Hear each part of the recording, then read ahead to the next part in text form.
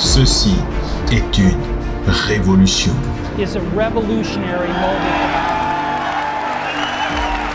Un vélo électrique sans batterie, sans chargeur. What?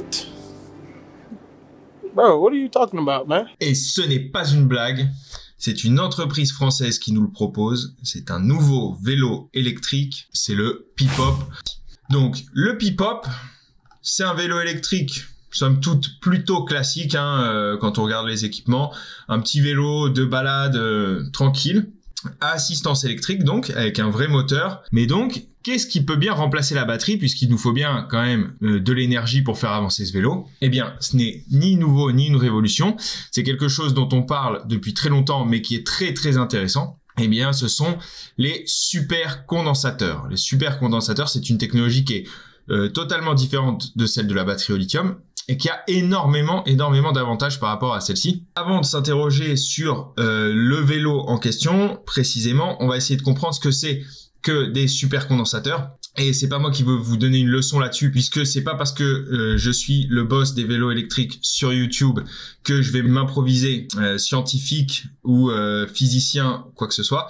Donc on va laisser le professeur Sims avec nous expliquer, puisqu'il a eu la gentillesse de nous laisser un petit cours en dispo sur ce que c'est qu'un supercondensateur. Je vous en ai extrait l'essence, le cœur, ce qui nous intéresse aujourd'hui, et donc on va regarder ça ensemble, et avec ça, ça va nous aider à comprendre mieux ce que Pipop nous propose avec leur super vélo révolutionnaire. Je vous laisse avec le professeur Sims, on se retrouve juste après pour parler de ce vélo. Avant de parler supercondensateur, on va parler des condensateurs tout court. Composants électroniques utilisés presque partout, ils se présentent schématiquement sous la forme de deux grilles séparées par un diélectrique. Diélectrique signifie que cette manière ne laisse pas passer le courant. C'est un isolant. Quand on applique une tension sur un condensateur, des charges vont s'accumuler sur les grilles. D'un côté des charges négatives et de l'autre des charges positives. La charge est très rapide et sa décharge l'est tout autant. Certains condensateurs sont dits électrochimiques, c'est-à-dire qu'ils contiennent un électrolyte spécial qui va devenir isolant au moment où on va le charger. Schématiquement, l'électrolyte va former une couche très fine isolante, ce qui va permettre d'accumuler plus de charge. Notez juste que les condensateurs électrolytiques sont polarisés et que les brancher à l'envers peut être source de quelques soucis. Pour ce qui est des supercondensateurs, c'est la même chose mais en mieux. La recherche technologique tente d'augmenter la capacité des condensateurs pour qu'ils puissent rivaliser un jour avec celle des batteries. Et c'est en bonne voie. Une unité importante, le farad, qui correspond à la quantité d'énergie que peut stocker un condensateur. En gros, il correspond à une intensité qu'il peut fournir pendant tant de secondes, le tout divisé par la tension. Par exemple, un condensateur de 10 farad peut débiter 1 ampère pendant 10 secondes à une tension de 1 volt. Une batterie, ou accumulateur électrochimique, c'est un conteneur dans lequel on a mis 2 électrodes et un électrolyte. Les 2 électrodes sont dans des métaux bien précis. Nickel-cadmium, nickel-zinc, nickel-métal-hydrure ou encore lithium sont peut-être des termes qui vous disent quelque chose. Ce sont des éléments utilisés dans différentes technologies de batterie. Pour faire simple, on a l'électrode positive appelée cathode et l'électrode négative appelée anode.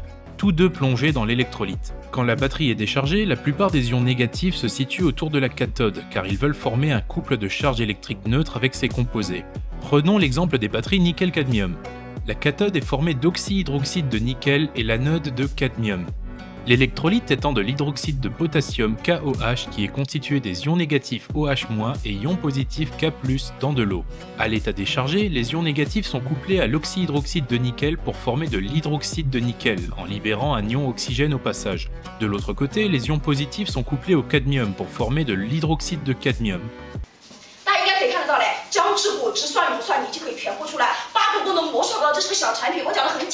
Quand on va charger la batterie, on va prendre des électrons à la cathode pour les envoyer dans l'anode, ce qui aura pour effet de retransformer l'hydroxyde de cadmium en cadmium sur l'anode.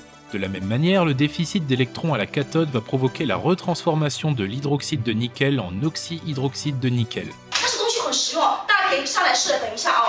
Pour prendre une analogie connue, c'est comme si on appuyait sur un ressort. C'est comme ça que, en phase d'utilisation, les électrons vont alimenter le circuit pour retourner à la cathode, créant ainsi un courant sous une certaine tension, jusqu'à ce que le système atteigne un équilibre qui signifie que la batterie est déchargée. Et oui, c'est aussi simple que ça. Et vous allez me dire, pourquoi est-ce qu'on a 2 technologies, laquelle des 2 est la meilleure, histoire de savoir si on peut mettre l'une des 2 à la benne. Moi je vous répondrai que tout est une question d'application. Premier critère, la dynamique, ou plutôt la vitesse de réaction. Les supercondensateurs peuvent être chargés et déchargés très rapidement, là où une batterie classique connaît très vite ses limites à cause de la vitesse de réaction de l'électrolyte, alors qu'un condensateur stocke uniquement des charges électrostatiques. On peut donc en tirer beaucoup d'intensité sur un laps de temps réduit. Vainqueur, le supercondensateur.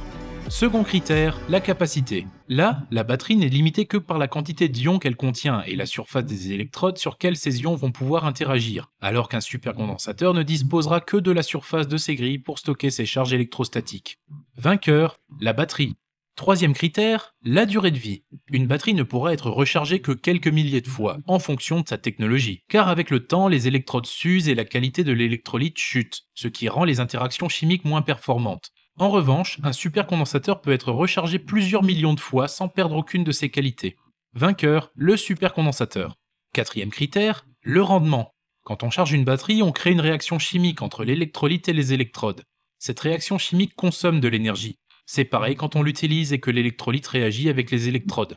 Donc on récupère toujours moins d'énergie qu'on y a mis. En face de ça, les condensateurs se contentent de stocker des charges électrostatiques et ont des pertes en charge et des décharges très minimes, voire même négligeables. Vainqueur, le supercondensateur. Avec une victoire de 3 contre 1, on pourrait se demander pourquoi on utilise encore des batteries. En pratique, la meilleure capacité énergétique des batteries reste très intéressante et les technologies supercondensatrices ne les égalent pas encore sur ce point. Mais on devrait y arriver prochainement. Ok, donc le supercondensateur, c'est vraiment génial, c'est vraiment une super technologie, mais alors encore une fois, pourquoi est-ce que ça n'équipe pas tous les vélos électriques du marché ? Il y a des énormes entreprises de fabricants de vélos électriques. Personne ne propose de vélos avec des supercondensateurs, donc pourquoi? Le problème du supercondensateur, pour l'instant, c'est sa capacité. Ça ne peut pas remplacer une batterie en termes de taille, de capacité de charge. Ça ne peut pas embarquer assez d'énergie pour l'instant pour pouvoir remplacer la batterie au lithium. Et donc, comment fonctionne ce vélo? Qu'est-ce que propose exactement le P-Pop? Puisqu'il ne nous propose même pas de chargeur, donc il nous propose même pas d'emmener avec nous de l'énergie. Contrairement à un vélo électrique classique. Un vélo électrique classique, qu'est-ce que vous faites? Vous rentrez chez vous, vous prenez de l'énergie d'une centrale nucléaire, vous la mettez dans le coffre de votre vélo, et quand vous n'avez pas envie de pédaler, eh ben vous faites pédaler la centrale nucléaire à votre place. Voilà ce que vous faites, par le biais de cette batterie, qui est un coffre à énergie. Là, il n'y a pas de chargeur. Il n'y a pas de chargeur, donc vous emmenez pas d'énergie avec vous. Et l'énergie, elle apparaît pas comme ça, du ciel. Alors, mis à part s'ils ont réussi à intégrer le super générateur à base de ventilateur d'ordinateur de Bob le préparateur. Salut les bricoleurs, donc on se retrouve aujourd'hui pour un tout nouveau tuto par rapport à l'électricité gratuite et infinie. Pour faire votre moteur à mouvement perpétuel, il vous faudra un ventilateur de PC. À moins qu'ils aient caché ça dans leur vélo, sinon l'énergie elle tombe pas comme ça du ciel. Donc ce vélo, qu'est-ce qu'il nous propose? En fait, tout simplement, il nous propose une meilleure efficience dans la réutilisation de l'énergie, de votre propre énergie à vous. Vous pédalez. Et quand vous freinez, vous avez un frein régénératif, tout simplement, comme il peut y en avoir sur d'autres vélos électriques ou d'autres véhicules électriques. Et simplement, le supercondensateur vous permet de rendre ça extrêmement efficient. Et donc, toute l'énergie, jamais toute, mais une grande partie de l'énergie qui serait partie en friction et donc en chaleur dans les freins, dans un vélo classique, eh bien toute cette énergie, elle retourne dans vos supercondensateurs et vous allez pouvoir la réutiliser après quand vous allez en avoir besoin. Et ça, c'est vraiment génial, c'est vraiment très intéressant. Maintenant, est-ce que ça suffit pour faire un vélo à assistance électrique? À mon avis, ça a quand même de grandes limites. Déjà, eh bien tout simplement, si vous avez un trajet qui soit très long et uniquement en dénivelé positif, si vous faites que de monter, eh bien tout simplement, vous allez faire que de dépenser de l'énergie. Et le vélo ne va jamais pouvoir vous restituer une quelconque énergie puisqu'il n'en emmène pas avec vous. Donc à ce moment-là, le vélo, non seulement c'est pas un vélo à assistance électrique, et en plus il est plus lourd et moins bien conçu qu'un vélo classique avec de belles performances. Donc sur ce type de trajet, c'est même pas un vélo électrique. Sur les restes des trajets, un trajet un petit peu mixte, bon, là à ce moment-là, peut-être que ça peut être un peu plus intéressant puisque vous allez souvent freiner. Typiquement sur un trajet de ville, vous allez souvent freiner. Vous perdez beaucoup d'énergie a priori dans le freinage, et ben vous la restituez au démarrage, etc. Ça peut être intéressant. Mais à mon avis, c'est quand même très limité.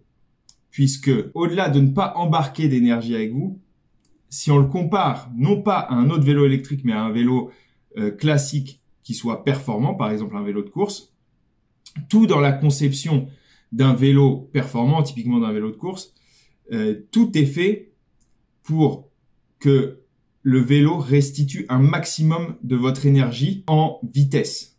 D'accord? La rigidité du cadre, des pédales, de la transmission, etc. Tout est fait pour qu'il y ait le moins de perte d'énergie. Or, dans ce vélo-là, de chez Pipop, eh ben, rien dans la conception n'est fait pour avoir une efficience énergétique. C'est un vélo tout à fait classique. Donc, en fait, même si après vous récupérez l'énergie de freinage, en fait, vous avez déjà perdu beaucoup d'énergie comparé à un vélo classique qui soit bien équipé. De plus, vous avez le poids, il est beaucoup plus lourd qu'un vélo classique, il pèse 21 kg, tout mis bout à bout, ainsi que son prix, 2690 €. Eh bien, en comparaison, ne serait-ce que d'un vélo haut de gamme, vous prenez un très bon vélo de gravel, eh bien, je suis sûr qu'en comparaison, vous allez fournir moins d'efforts sur un trajet, peu importe quel trajet, mixte, sur un gravel à 2600 € de bonne qualité, que sur votre Pipop qui vous aura permis de récupérer votre énergie de freinage. Tout le reste, tout ce qu'on vous raconte, dans les descentes, dans les montées, dans les machins, avec le vent dans le dos, machin, tout ce qui est l'énergie qui serait censée récupérer, c'est du flanc. Puisque dans une descente, si vous ne freinez pas à la fin de la descente et que vous avez une montée derrière, l'énergie que vous allez prendre dans la descente, c'est l'énergie cinétique, si je dis pas de bêtises. Corrigez-moi en commentaire si jamais je dis des bêtises, je me prétends pas physicien. Eh bien, vous allez la réutiliser dans la montée. Voilà.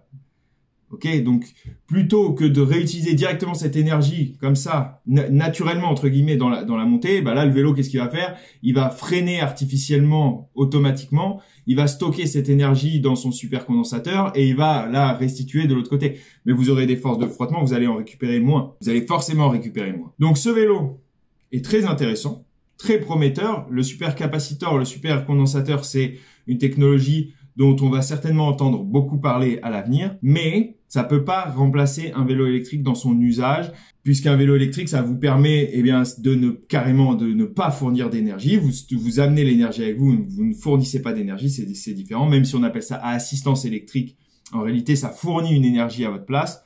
Celui-ci ne le fait pas puisqu'il n'y a pas de chargeur. Mais malgré ça, eh bien, c'est une belle initiative, c'est un beau vélo, hein. Alors, il y a des gens qui en sont contents, hein. Ça veut pas dire tout ce que j'ai dit.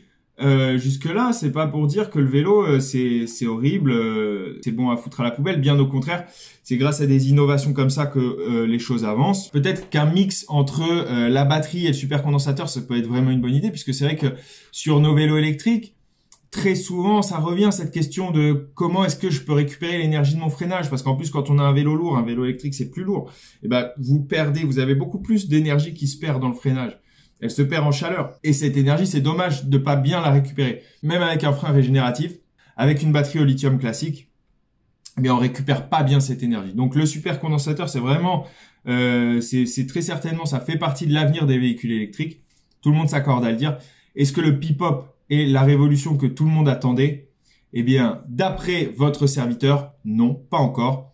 Mais néanmoins, allez les soutenir, essayez leur vélo, allez quand même voir s'il vous plaît. Vous pouvez aller essayer leur vélo près de chez vous, il y a plusieurs endroits pour l'essayer. Si vous l'avez essayé, que vous trouvez que j'ai dit n'importe quoi, eh bien dites-le en commentaire, expliquez-moi pourquoi est-ce que ce serait n'importe quoi et pourquoi ce vélo est génial, hein. Je veux bien me remettre en question. Il faut toujours être positif, toujours soutenir les gens qui essayent de faire des choses et pas leur cracher dessus. Je vous remercie, mettez des likes si vous avez apprécié cette vidéo. Je vous dis à très bientôt, ciao.